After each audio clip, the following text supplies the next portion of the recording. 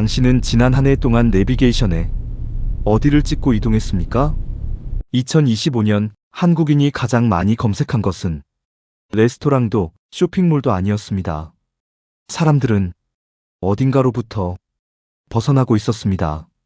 1562만 명. 한국 인구 3명 중 1명이 매달 내비게이션을 켰습니다. 목적지 검색 횟수 총 25억 회. 그들이 찍은 목적지 1위는 인천국제공항. 그렇다면 비수도권에서 가장 많이 찍힌 목적지는 어디였을까요? 하지만 그 이야기는 잠시 뒤에 하겠습니다. 먼저 수도권 탑10을 차분히 살펴보죠. 1, 2위 인천공항 1, 2여객 터미널, 3위 김포공항, 4위 스타필드 하남, 5위 광명역 6에서 11위는 스타필드, 에버랜드, 서울역 아울렛입니다.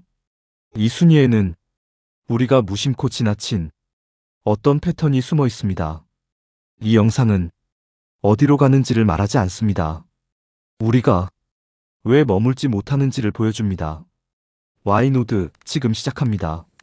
어느 토요일 아침 고속도로 톨게이트 앞은 이미 꽉 막혀 있습니다. 그 차들이 향한 목적지는 우리가 생각하는 일상의 장소가 아니었습니다. 목적지 탑10 목록을 보면 한 가지 공통점이 있습니다. 이곳들은 사람들이 매일 반복해서 다니는 일상의 동선이 아닙니다. 잠시 머물고 보고 먹고 돌아오는 곳입니다. 여기서 질문이 생깁니다. 왜 사람들이 매일 가는 곳, 사는 동네는 이 순위에 없을까요? 답은 간단합니다. 사람들은 이미 아는 곳을 검색해서 가지 않습니다. 매일 가는 길은 내비게이션이 필요 없으니까요. 그렇다면 25억 번의 검색은 무엇을 의미할까요? 25억 번. 한국 전체 인구가 하루에 한 번씩 검색해도 이틀이 걸리는 숫자입니다. 이 숫자가 말해주는 건 사람들이 익숙한 곳에서 벗어나려 한다는 신호입니다. 공항, 쇼핑몰, 역. 비수도권 탑10도 거의 동일한 패턴입니다. 2위 김해국제공항, 3위 대전역, 5위 제주국제공항, 6위 동대구역, 7에서 9위는 롯데 프리미엄 아울렛 동부산점, 청주국제공항, 부산역. 수도권과 상위권과 동일해 보입니다. 그런데 여기서 조금 의외의 이름들이 눈에 띕니다. 대표적인 국내 관광지라고 부르기엔 애매한 장소들이 등장합니다. 4위 성심당 본점, 10위엔 전주와 녹마을이 있습니다. 대전은 우리가 생각하는 관광도시는 아닙니다. 산도 없고 바다도 없고 유명 관광지도 별로 없습니다. 그런데 왜 높은 순위에 대전역과 성심당? 답은 간단합니다. 가깝기 때문입니다. 서울에서 KTX로 1시간, 차로 1시간 40분, 부산에서 KTX로 1시간 40분. 사람들은 대전역에 내려서 성심당에 갑니다. 빵을 사고 근처에서 점심 먹고 다시 기차를 탑니다. 아니면 차를 몰고 와서 주차하고 빵을 사서 트렁크에 싣고 다시 고속도로에 오릅니다. 계획이 필요 없습니다. 숙소가 필요 없습니다. 그냥 KTX 표 한 장 또는 차 한 대면 됩니다. 빵 지순례의 성지라는 별명이 붙은 이유입니다. 대전이 순위권에 오른 건 성심당 빵이 맛있어서만은 아닙니다. 물리적 거리가 가까워서입니다. 대전은 가고 싶어서 가는 도시가 아니라 가도 부담 없는 도시입니다. 이 패턴 기억해 두십시오. 왜냐하면 비수도권 1위에 오른 곳도 정확히 같은 이유였기 때문입니다. 2018년 7월 1일, 이날부터 한국 사회에 큰 변화가 시작됐습니다. 주 52시간 근무제, 법정근로 40시간 연장근로 12시간, 기존에는 68시간까지 일할 수 있었습니다. 법정 40시간, 연장 12시간, 휴일 16시간. 그런데 휴일이 한 주에 포함되면서 16시간이 사라졌습니다. 하루로 환산하면 하루 평균 2.3시간의 여유. 2018년 이전 한국인의 연간 근로시간은 OECD 국가 중 2위였습니다. 2016년 기준 연간 2052시간, 주 68시간 체제에서는 긴 휴가를 내기가 어려웠습니다. 3박 4일 제주 여행, 연차 4일 필요. 하지만 주 52시간제 이후 어떤 패턴이 나타났을까요? 2025년 여행 트렌드 데이터를 보면 하루 이틀짜리 짧은 여행이 새로운 표준이 됐습니다. 한국 소비자의 71%가 다음 여행 시 덜 붐비고 덜 알려진 우회 여행지를 방문할 의향이 있다고 답했습니다. 왜 덜 붐비고 덜 알려진 곳일까요? 이건 계획 없이 갈 수 있는 곳, 예약 없이도 즐길 수 있는 곳을 찾는다는 뜻입니다. 주 52시간제는 사람들에게 시간을 주었습니다. 하지만 그 시간이 긴 휴가로 이어진 건 아니었습니다. 대신 짧고 잦은 이동이 가능해졌습니다. 1년에 한 번 떠나는 휴가 대신 한 달에 한 번 떠나는 주말 여행, 3박 4일 제주 대신 당일치기 1박 2일 어딘가, 이동 시간을 최소화하고 스트레스를 최소화하며 식사 장소를 따로 찾지 않아도 되는 여행.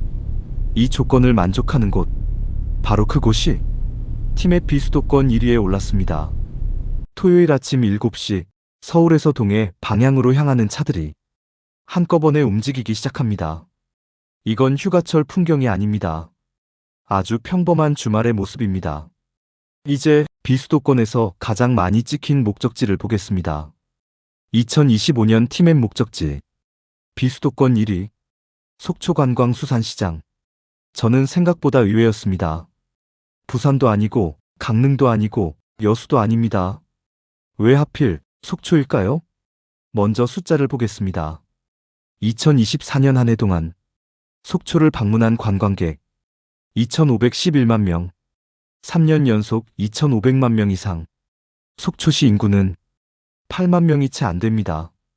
비율로 환산하면 1,314. 속초 주민 한 명당 연간 314명의 관광객이 찾아왔다는 뜻입니다. 그런데 더 놀라운 건 이 숫자의 출발지입니다. 속초 방문객의 60.5%가 수도권에서 왔습니다. 서울 23.9%, 경기 31.9%, 인천 4.7%, 약 1,500만 명의 수도권 사람들이 1년에 한 번 이상 속초를 찍었습니다. 왜일까요? 속초는 멀지 않습니다. 서울에서 차로 2시간 30분, 바다가 있고 시장이 있고 설악산이 있습니다. 그런데 이건 강릉도 마찬가지고 제주도 마찬가지입니다. 그렇다면 왜 하필 속초였을까요? 차이는 여기에 있습니다. 제주는 비행기를 타야 합니다.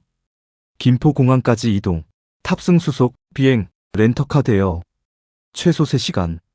그리고 제주는 계획이 필요합니다. 어디서 잘지, 어디서 먹을지, 어디를 갈지 미리 정하지 않으면 낭패를 보기 쉽습니다. 하지만 속초는 차에 시동만 걸면 됩니다. 서울에서 고속도로로 쭉 달리면 2시간 30분.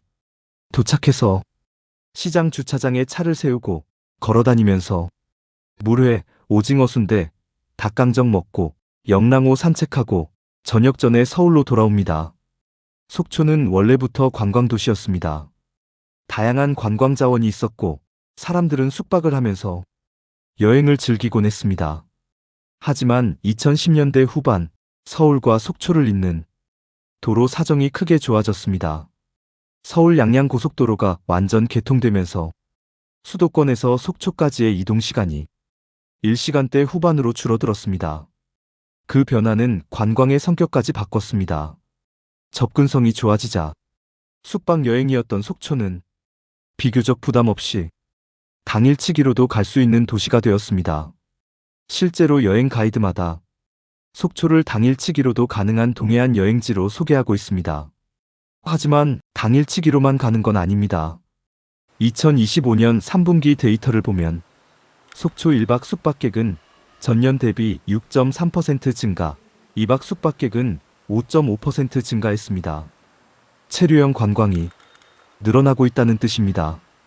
그리고 이 흐름을 반영하듯 최근 몇 년 사이 속초에는 새로운 호텔들이 계속 들어서고 있습니다.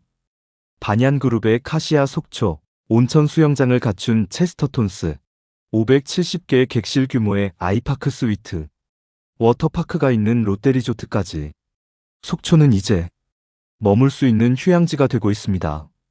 속초가 매력적인 이유는 단순히 가깝기 때문만이 아닙니다. 속초에는 한국 사람들이 좋아하는 거의 모든 요소가 있습니다. 다시 말해, 속초는 하나를 보기 위해 가는 곳이 아니라 아무거나 해도 되는 곳입니다. 숙소, 당일치기도 가능하지만 원하면 1박 2일, 2박 3일도 충분히 즐길 수 있는 숙박 인프라. 바다를 보고 싶으면 해수욕장으로 가고, 산을 보고 싶으면 설악산으로 가고, 먹고 싶으면 시장으로 갑니다. 그냥 도착해서 결정해도 됩니다. 이게 속초가 티맵 비수도권 1위에 오른 이유입니다.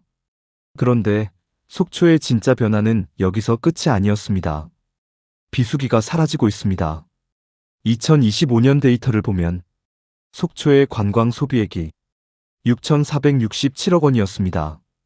2024년 6,236억 원에서 3.7% 증가. 그런데 이 증가의 중심은 여름이 아니었습니다. 1에서 5월 관광 소비액 2024년 2,160억 원, 2025년 2,351억 원, 8.9% 증가. 4분기 내비게이션 검색 2024년 대비 14.2% 증가.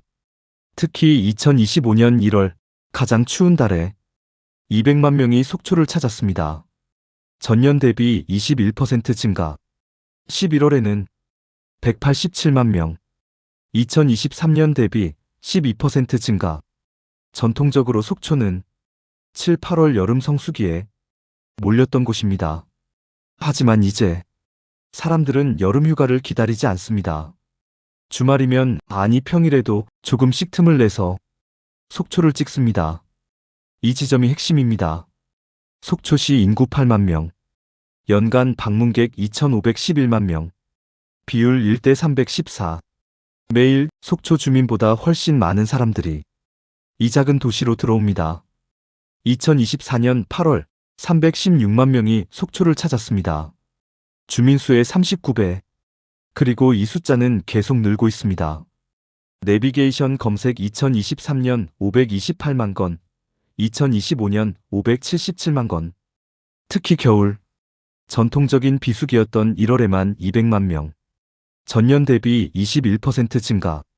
속초 주민들이 가장 많이 하는 말이 주말엔 차를 안 빼입니다. 속초는 지금 어떤 역설 한가운데에 있습니다. 수도권 사람들에게는 일상으로부터의 탈출구지만 속초는 탈출을 감당하는 도시가 되었습니다. 주민 1명당 연간 314명. 매일 주민보다 많은 사람들이 이 도시를 지나갑니다. 이 지점이 이 영상의 핵심입니다. 우리는 지금 무엇으로부터 벗어나고 있는 걸까요? 정착 없는 이동의 시대. 이동은 많아졌습니다. 하지만 머무는 곳은 늘지 않았습니다. 그래서 이 데이터는 여행 지도가 아니라 생활의 균열을 기록한 지도입니다. 다시 처음으로 돌아가겠습니다. 2025년 티맵 목적지 검색 25억 회. 1위 인천국제공항. 그 후로는 대부분 공항, 쇼핑몰, 역입니다. 이 순위에는 정착의 장소가 없습니다. 집도, 회사도, 학교도 없습니다. 오직 이탈의 장소만 있습니다. 잠시 멈춰서 생각해 보십시오. 2018년 주 52시간제 시행 이후 한국 사회에 어떤 조건이 만들어졌을까요? 근로시간이 줄었습니다. 짧은 이동이 가능해졌습니다. 그런데 사람들은 쉬지 않았습니다. 사람들은 움직였습니다. 왜일까요? 서울 1인 가구 비율 33.2%, 수도권 1인 가구 비율 증가 추세. 좁은 방, 혼자 쉬는 것보다 차를 몰고 어디론가 가는 게 더 나은 휴식처럼 느껴집니다. 그래서 사람들은 주말마다 움직입니다. 속초로, 강릉으로, 부산으로, 제주로. 하지만 이건 진짜 여행이 아닐지도 모릅니다. 이건 정착 없는 이동의 시대가 만들어낸 패턴입니다. 티맵 사용자 연간 1562만 명, 하루 평균 이동 거리 52.2km, 연간으로 환산하면 1인당 1만 9천 km, 지구 둘레의 절반입니다. 사람들에게 시간을 주었지만 머물 공간은 주지 못했습니다. 그래서 사람들은 조금씩 자주 멀리 움직입니다. 내비게이션이 기록한 25억 번의 검색. 이 숫자들이 말해주는 건 여행을 좋아하는 사회가 아닙니다. 이건 머물기 어려운 사회의 지도입니다. 이건 단순한 여행지 순위가 아닙니다. 25억 번의 검색은 25억 번의 질문이었습니다. 나는 어디로 가야 할까?